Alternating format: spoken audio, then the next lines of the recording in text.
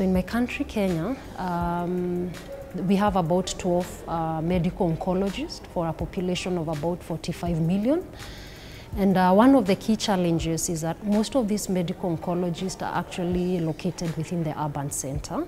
So you'll find that most of them will be actually in Nairobi and Eldoret and a few in Kisumu.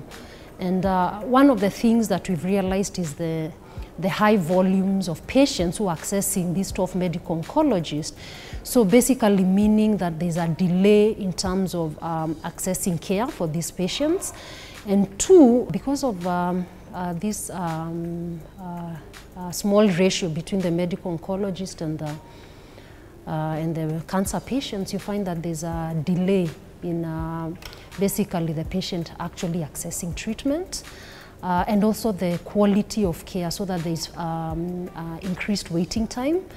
And so one of the key problems that we've actually realized is the inaccessibility to a medical oncologist, the increased waiting time to see a medical oncologist. And one of the things that the patients have actually done is we have seen an increased efflux of patients to other countries to seek care that could have actually been provided here in Kenya without that high cost of actually having to travel abroad. We need more oncologists in Kenya to manage, because most of the patients that you get are usually they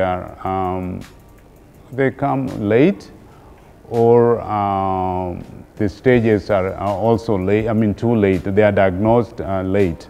That means that from the primary setting, the people who are doing diagnosis are not there, the personnel. So as a result, I think we need more medical oncologists in Kenya to help in diagnosis, in treatment and also diagnosis, and to push the patient to do the treatment earlier rather than waiting until such a late stage. So the training is equipping me, one, to give me the basic knowledge of hematology. Two, it's equipping me to manage confidently these hematological malignancies. And also it's building up on me to, to actually take up the training and in future actually go for bone marrow transplant training, so that we can actually bring this key important management aspect to our country, Kenya. So far, we don't have a transplant center in Kenya, and I'm hoping to be a key person in actually starting this initiative. Merck Foundation and University of Nairobi is one of a kind, which I think to me would help tremendously, in building the awareness and also to train the oncologists that can help in the treatment of cancer. It's been an honor for me to have been accepted to the Merck Oncology Fellowship Program by the Merck Foundation. I'm currently in my first year, and I'm the second batch of medical oncologists who have been trained. And I've actually learned a lot from my colleagues who have been trained, who have actually been in the program for 1 year. And it has been an eye-opener for me in terms of the interactions that we've had with them. One of the key advantages of this Merck Oncology Fellowship is that it's going to boost the human resource capacity that then can be able to take care of these patients at their roots, so that the patients don't have to travel. So you eliminate the bottleneck of patients seeking care.